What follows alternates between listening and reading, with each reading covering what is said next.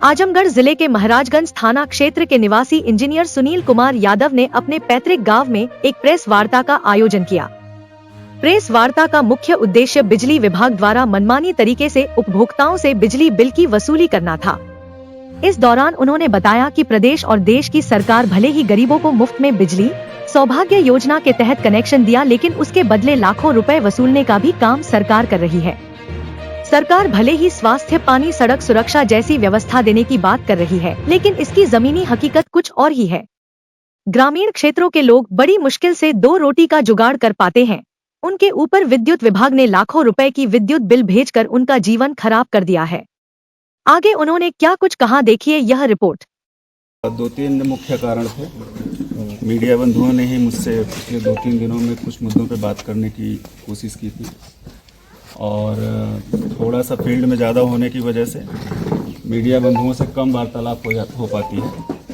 तो मुझे उचित लगा कि आज समय का अच्छा उपयोग करके कुछ मुद्दे जो पीछे 2-4 दिनों में हुए हैं पूरे देश में, मसलन यूपी का चुनाव, महाराष्ट्र का चुनाव, झारखंड का चुनाव और कुछ आजमगढ़ के मुद्दे, जिसमें जो मैंने आप लोगों से लास्ट बात किया था उस पर क्या प्रोग्रेस हो पाया है, मैं जनहित में क्या कर पाया हूँ, क्या आगे कदम बढ़ा पाया हूँ, उसके बारे में डिस्कस करना है।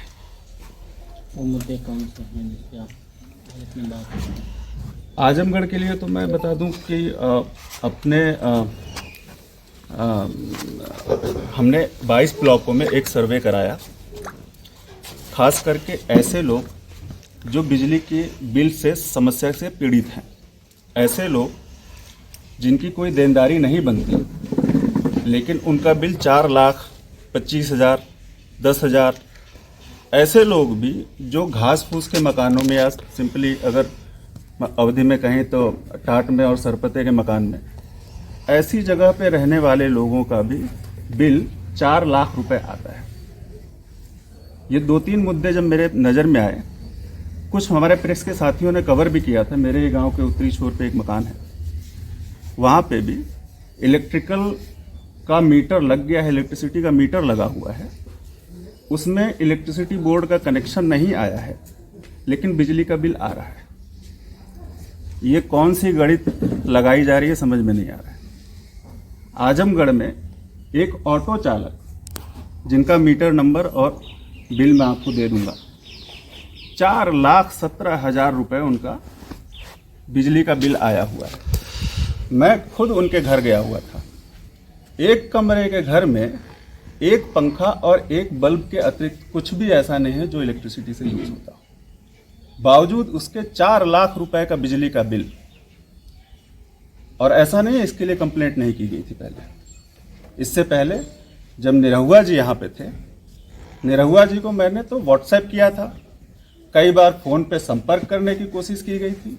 इन तीनों मामलों को लेकर तो मैं बहुत ही आगे बढ़ रहा था कि नहीं, एक आम आदमी के जीवन में, खास करके ऐसी जगह पे रहने वाला आदमी जो अपनी डेली नीड्स, दैनिक भौतिक रिक्वायरमेंट को भी फुलफिल ना कर पा रहा हो, नहीं हुआ। बट मैंने जो सर्वे कराया उसमें अमूमन जो 22 ब्लॉक हैं, 5-5 गांव हर ब्लॉक से रेंडमली सेलेक्ट किया गया है और उनमें जो भी ऐसी समस्याओं से पीड़ित लोग थे उनकी एक रिपोर्ट बनाई गई है और उसमें तकरीबन 1,250 लोग हैं जो पीड़ित हैं और जो मैक्सिमम उम्र है उन प्रॉब्लम्स की, किसी की 1 साल है और जो मैक्सिमम हो 10 से 12 साल से भी जूझ रहे हैं कुछ लोग। तो ऐसी समस्याओं में फंसा के जनता को ये सरकारी ऑफिसर, ये सरकारी लोग क्या करना चाहते थे उस समय मुझे पता नहीं। इस समय हमने एक डाटा एक्यूमुलेट करके आज के तत्कालीन सांसद श्री धर्मेंद्र यादव जी के पास लेके भी गया मैं, और उन्होंने इमीडिएट एक बैठक भी बिठाई इस पर, आप लोगों ने पीछे कवर भी किया होगा, और इस चीज़ को बड़ी गंभीरता के साथ लेने की कोशिश की गई है। और धर्मेंद्र जी से तो मैं दिल्ली में भी मिला तो वहाँ पे भी ये बात बहुत डिटेल में हुई है कि ऐसे जो कार्य सरकार या सरकार के तंत्र में बैठे हुए जो भी गवर्नमेंट भ्रष्ट ऑफिसर्स हैं, ये उनके लिए ठोस कदम उठाने की तरफ हम लोग अग्रसर हो रहे हैं। अगर 5-5 गांव में लोग सुधर गए तो ठीक है, नहीं तो पूरे आजमगढ़ का सर्वे ये सुनील कुमार यादव करवाएगा और फिर वो उत्तर प्रदेश तो क्या पूरे देश के सामने एक बड़ा नाकाम चेहरा सरकारी तंत्र का समझ में आएगा लोग। तो क्या आपने कोई अपनी तरफ से लेटर भी भेजा है गवर्नमेंट को या जो मैंने पहला स्टेप अपना किया जो कि सर्वे कराना था, इस बात की ऑथेंटिसिटी करनी थी कि ये सही है या कितने लोग इससे पीड़ित हो रहे हैं।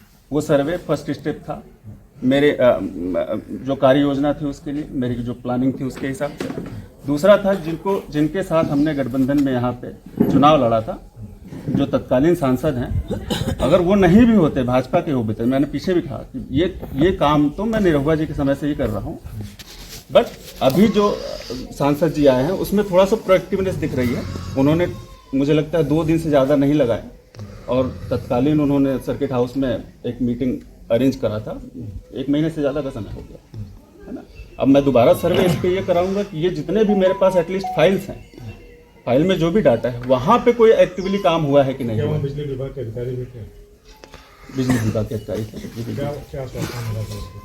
उनकी तरफ से तो आश्वासन मिला है कि वो सब चैनल्स हैं, इस समस्या से ग्रसित होंगे और चाहे कि आपसे मिले। बिल्कुल मैं कह तो रहा हूँ कि आप लोग हैं, मीडिया है, सोशल मीडिया शासन की सरकार करती है, ऐसे में इसका किसको फेल्योर मानते हैं? और तमाम ऐसी चीज़ें हैं जहाँ इंडिया गठबंधन भी सड़कों पर नहीं दिखाई दे रहा। आप इंडिया गठबंधन रिलायंस से हैं तो कहीं ना कहीं विपक्ष का भी तो देखिए कल अखिलेश जी माननीय ओम बिरला जी से मिला, आप ऐसा ये बातें जो है कि ना करें। क्यों नहीं कोशिश हो रही है? अगर कोशिश नहीं हो रही थी तो क्या गठबंधन के लोग वहाँ जाके बात करते? और मैं तो ये कहता हूँ कि आपको योगी सरकार से ये पूछना चाहिए कि भाई अगर एक वोटर वो वीडियो बना रहा है कि मेरे वोट को आप नहीं देने दे रहे हैं और योगी सरकार ने वहाँ के लोगों को सस्पेंड कर दिया, आप मानते हैं कि गलती हुई है? नहीं तो आप सस्पेंशन नहीं करते। मैं तो कहता हूं सस्पेंशन क्या, उनको तो बर्खास्त करिए आप। और जब आपने मान ही लिया है कि वहां पे गलती हुई है तो री इलेक्शन करिए। अगर समस्या का समाधान बातचीत से हो सकता है तो हम लोग बातचीत का प्रयास पहले कर रहे हैं। अगर सरकार नहीं मानेगी तो हम लोग रोड पर उतर जाएंगे। स्टेट पॉलिटिक्स की बात की जाए तो संभल को किस तरह से आप देख रहे हैं? संभल में जो देखिए एक सीट पे बहुत विस्तृत चर्चा ना करें। हम लोग अगर लगता है तो हम लोग आजमगढ़ के बारे में विस्तृत चर्चा कर देते हैं। मैं एक्यूमुलेटिव आपको बता देता हूं कि इस बार का जो चुनाव है तो पूरा का पूरा गवर्न चुनाव था।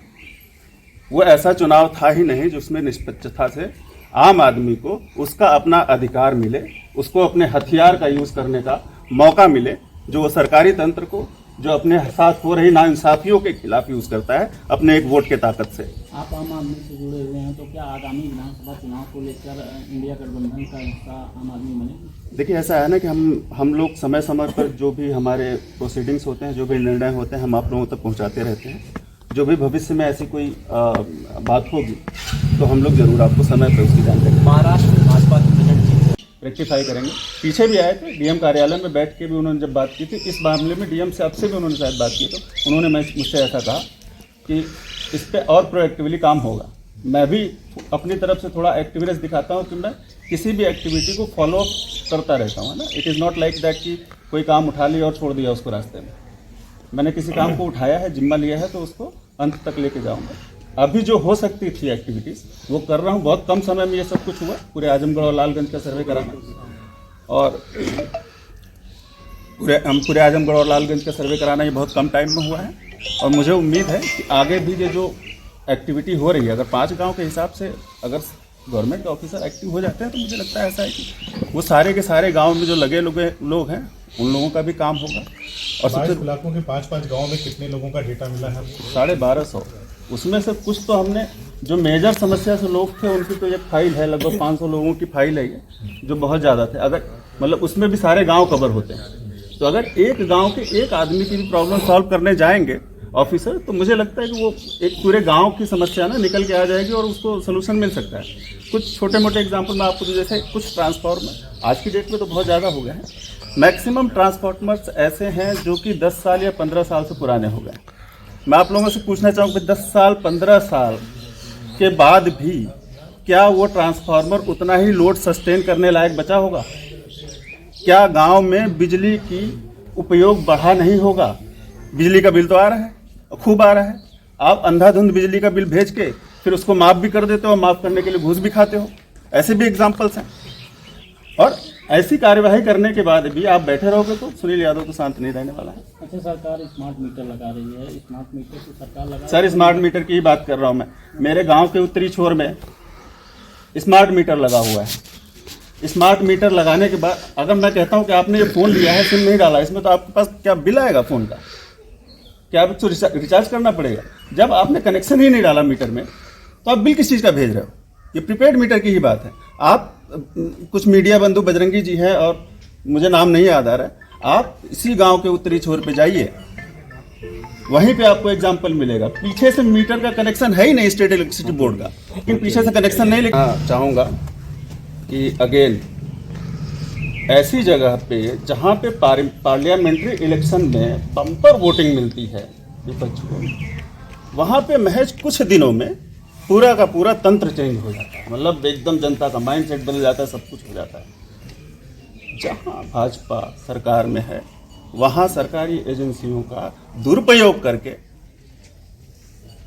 मुझे लगता है अनएथिकल प्रैक्टिस को ऑप्ट करते हुए वोटिंग करा रही है, जनता को उसके अधिकार से वंचित कर रही है। झारखंड के बारे में क्यों नहीं पूछते आप लोग? झारखंड में केंद्रीय संसाधनों का दुरुपयोग करके इन लोगों ने झारखंड के बेटे सुरेंद्र साहब को मुख्यमंत्री रहते हुए जेल में करवाया। क्या लगता है आपको? सहानुभूति दिया? नहीं, झारखंड की जनता ने बताया है, बल दिया है ऐसे लोगों के खिलाफ जो लोग आम आदमी, दलितों, पिछड़ों और ऐसे हर आदमी का हक मारने की कोशिश करते हैं, जो किसी प्रदेश को, किसी देश को रिप्रेजेंट करता है, उन सब का हक। संबल हिंसा को लेके आप क्या कहेंगे? सर कितनी हिंसा हो गई, हिंसा पे कितनी बात करेंगे आप लोग? हिंसा एक हिंसा हुई है, संबल की बात कर रहे हैं आप, अनगिनत हिंसाएं हुई हैं। तो ये तो कम्प्लीटली फेल्योर ऑफ सिस्टम है। मैं तो इन सब एक्टिविटीज पे क्या ही बात करूं?